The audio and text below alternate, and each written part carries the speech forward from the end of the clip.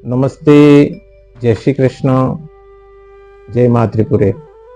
कार्तिक शुक्ल पंचमी रविवार, तदनुसार दिनांक 26/10/25 अर्थात लाभ पंचमी या पांडव पंचमी भी कहते हैं। यह हमारे दीपावली के उत्सवों के समाप्ति का एक ऐसा पर्व है जिसमें हमने दीपावली की धन त्रयोदशी से लगाकर भैया दूज और कल हमने चतुर्थी व्रत पूर्ण कर लिया। तो आज लाभ पंचमी का महत्वपूर्ण त्यौहार है जो दीपावली के त्योहारों की समाप्ति को भी दर्शाता है। तो लाभ पंचमी जो है वो सूर्योदय से पूर्व यानी कि पंचमी तिथि का प्रारंभ प्रातः 3:48 से हो रहा है। दूसरे दिन सुबह में 6:04 तक पंचमी रहेगी। पंचमी के दिन 10:45 पर ज्येष्ठा नक्षत्र है। तत्पश्चात मूल नक्षत्र प्रारंभ होगा। मूल नक्षत्र किसी भी कार्य करने के लिए बहुत श्रेष्ठ होता है।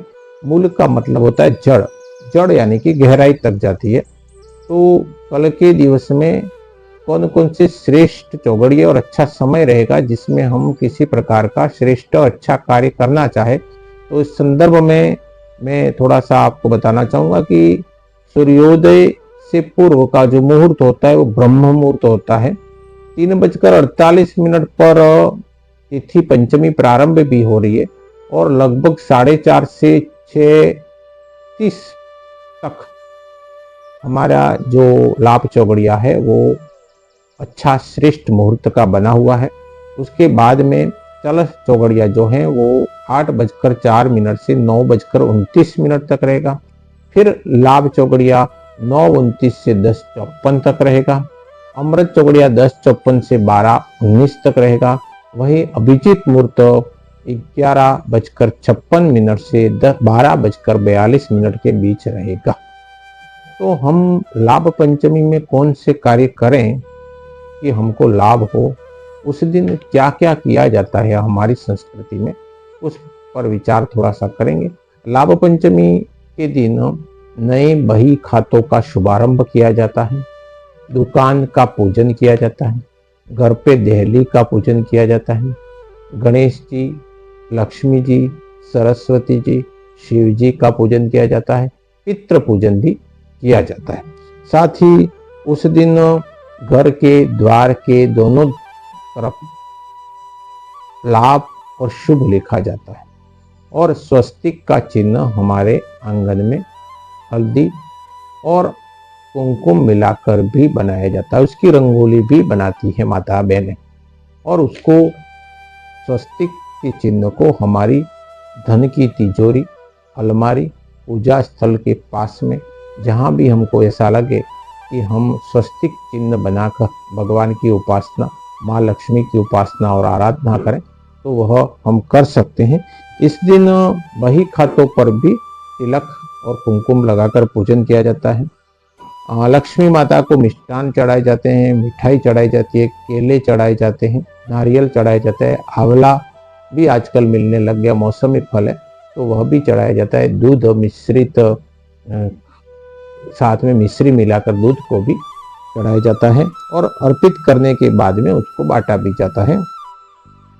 लाभ पंचमी पांडवों के पूजन का भी दिन माना जाता है। इस दिन बहुत सारे लोग पांडवों के, इन 5 पांडवों को देवों के द्वारा जो उत्पत्ति हुई थी उत्तर भारत में, तो उनसे हमें सत्य, निष्ठा, शक्ति, सामर्थ्य और आपसी भाईचारा, प्रेम बढ़ता है। उन पांडवों के माध्यम से प्रेरणा मिलती है, सीख मिलती है। मैंने कई कल के वीडियो में आपको व्रत, त्योहार और उत्सवों से होने वाले लाभ पर विस्तृत चर्चा की थी।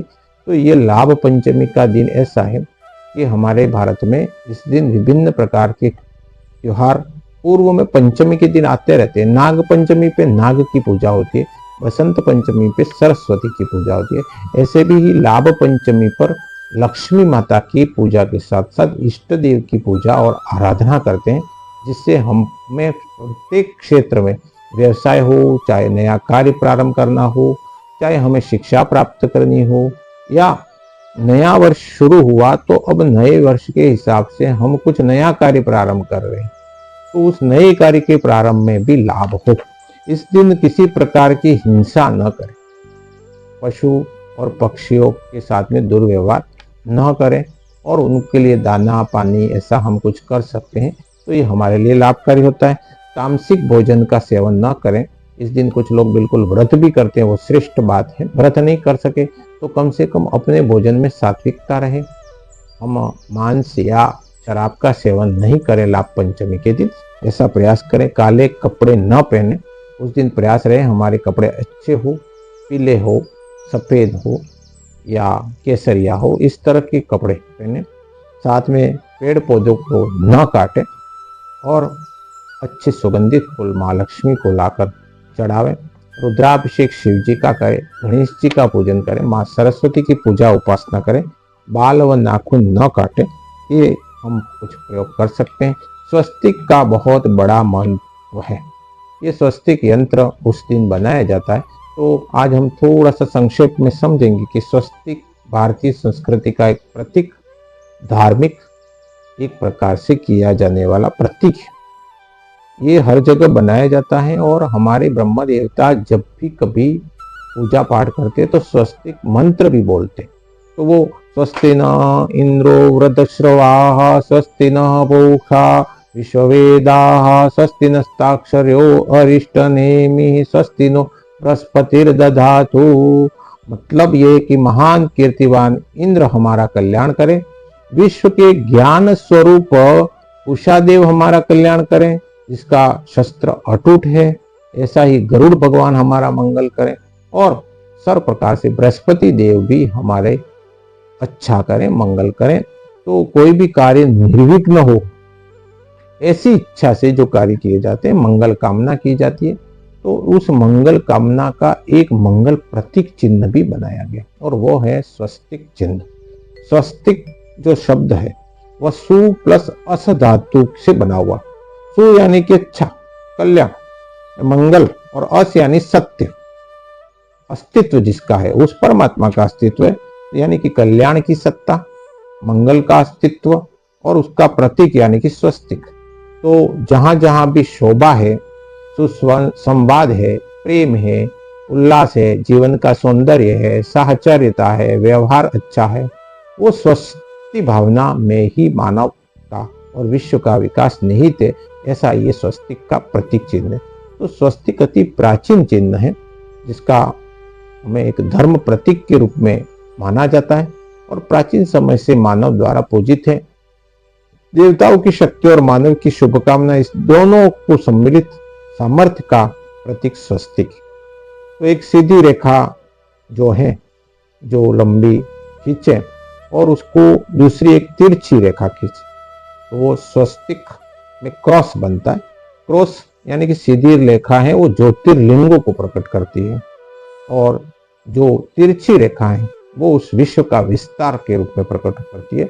ईश्वर ने विश्व का निर्माण किया, देवताओं ने अपनी शक्ति व्यय करके उसका विस्तार किया, ऐसा स्वस्तिक का मूल भावार्थ है। तो एकमेव और अद्वितीय ब्रह्म विश्व रूप में विस्तृत है। तो इस बात को स्वस्तिक की सीधी और तिरछी रेखा दर्शाती है। स्वस्तिक की चार भुजाएं यानी भगवान विष्णु के चार हाथ, चारों भुजाओं और चारों हाथों को से भगवान अपने विश्व का पालन करते हैं। तो इसी तरह मेरे कार्य क्षेत्र में, कक्षा में, मेरी हर कर्मस्थली में मैं स्वस्ति ही सर्वतो भद्रः, यानी कि सभी ओर से कल्याण हो और सभी ओर से मुझे लाभ मिले, सबका कल्याण चाहने वाला यह स्वस्तिक चिन्ह है। तो उसको बनाकर हम मंगल कामना करेंगे और लाभ पंचमी को पूर्ण रूप से अच्छी तरह से मनाने का प्रयास हमारे द्वारा किया जाए, ऐसी शुभकामना। तो लाभ पंचमी की आपको बहुत बहुत बधाई, धन्यवाद।